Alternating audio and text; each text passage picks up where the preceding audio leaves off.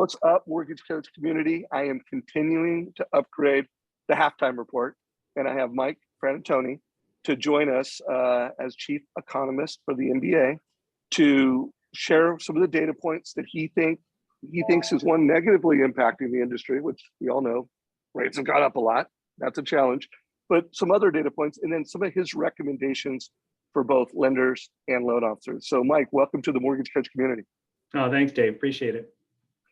So you talk on a lot of stages, you talk to a lot of executives. You know, what if there were 2 or 3 data points that you think are both creating struggle in the market, but they also might be creating some opportunities in the market? What comes to mind? Like, what are just some quick things that you think we should all be watching? Well, certainly would point to MBA's weekly application survey data, right? So every Wednesday morning, 7 a.m., you get industry volume, both on the refi side and the purchase side. Our latest data point showing refi volumes down about 80% compared to last year at this time. You know, obviously not surprising given what's happened to mortgage rates, up more than 2.5 points just this year. But while the refi drop is really not news, purchase market really kind of fell out of bed in May. You know, we were watching the purchase application volume holding in there reasonably well. In May, it just sort of stopped. And you know, I don't think it's the level of rates. I think buyers can get comfortable with rates at this level. I think the challenge has been how quickly rates have moved up. That really has just sort of shocked, I think, potentially first-time buyers most of all. Any recommendations? I mean, everyone that tunes into Mortgage Coach and the content I create, they're like, okay, how do we turn these challenges into opportunities to gain market share, to win in this market? Any advice you have that, if you know, could be to a C-suite executive, could be to an originator? What are some of your recommendations? Yeah, well, lenders always have 3 options when they want to compete, right? Prices, product, service. It's tough to compete on price in this market. If you look at what's happened to lender margins, it's essentially a break-even business right now until we get some capacity out of the system. So price is not really something you can lean on too much right now. Product, you have borrowers that are going to be more interested in adjustable rate loans than has been the case in a really long time. Borrowers can save more than a point on a 5/1 or a, you know, the new version of a 5-year initial fixed period with a 6-month after that. Compared to a 30-year fix. So I think ARMs are going to be really important. Home equity products are going to be really important. Non-QM is probably more important. Some challenges there. But service, you know, Dave, you and I were on a webinar together just last week. I think that's really where your focus has been. You know, particularly your first-time buyer is going to need a loan officer right now more than they ever have in terms of trying to figure out which loan is best for them and how do they approach a home purchase. So I think there's ample opportunity for people to really show their expertise, their skills, particularly with that first-time home buyer, because this is a crazy market right now. And you know, being that voice of expertise and authority and calm amidst the storm is going to be really valuable right now. Well, one of the things we've been advocating, you know, is lead with education, and especially with first-time home buyers, don't just provide them with a fee worksheet saying, hey, here's your transactional cost, because it's alarming, it's surprising, it's not good news. Show them a rent versus own analysis and let them really start looking at the long-term view of home ownership, so that they're not just looking at this window right now. They're like, hey, what does this mean to me in 3 years, in 5 years? And when you can vision cast like that for a consumer, it gives them confidence, it gives them clarity, and it helps them think beyond the transaction. What are your thoughts on that? I think that's right. And then you talked about other data points that might give you a little bit of hope. If we go back a few months ago, there were 800,000 homes on the market. You know, about 2 months of supply. That's about as tight as the market had ever been. So any of these potential buyers out there, multiple bids, going above list price, everywhere they looked, if they could even find a property to bid on. That's changed. There's now about 1.5 million homes on the market. That's still tight compared to what will be a more typical market. But you're going to have buyers who are actually going to have time to think about how they bid on a property, and they can maybe even get their financing in place before they go out there and have a few minutes to think through, can I afford this property, before they have to get caught in a bidding war. So I think, that really is a much more positive environment to be a home buyer, honestly.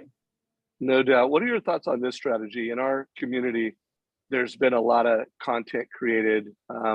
This is actually one of Fairway's, I think Fairway's number one loan officer, Nicole. She used our product to create a 2-1 buy down. And, actually anyone looking at this, you can actually click right here and it will pull up a mortgage coach total cost analysis. And you can see she's not only showed a 2-1 buy down, she showed a permanent buy down. And she showed how a permanent buy down performs against a price reduction.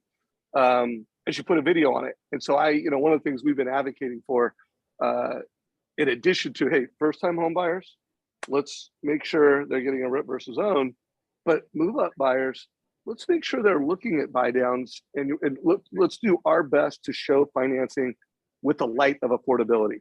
What are your thoughts on that? I think that makes sense. Again, presenting your potential customers more options is always better, right?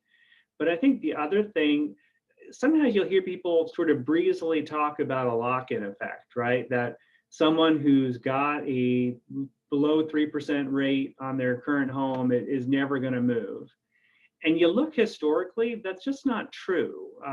People are going to move for the same reasons they've always moved. They're going to get married, get divorced, get a new job, have kids. For some reason, the old house just doesn't work anymore.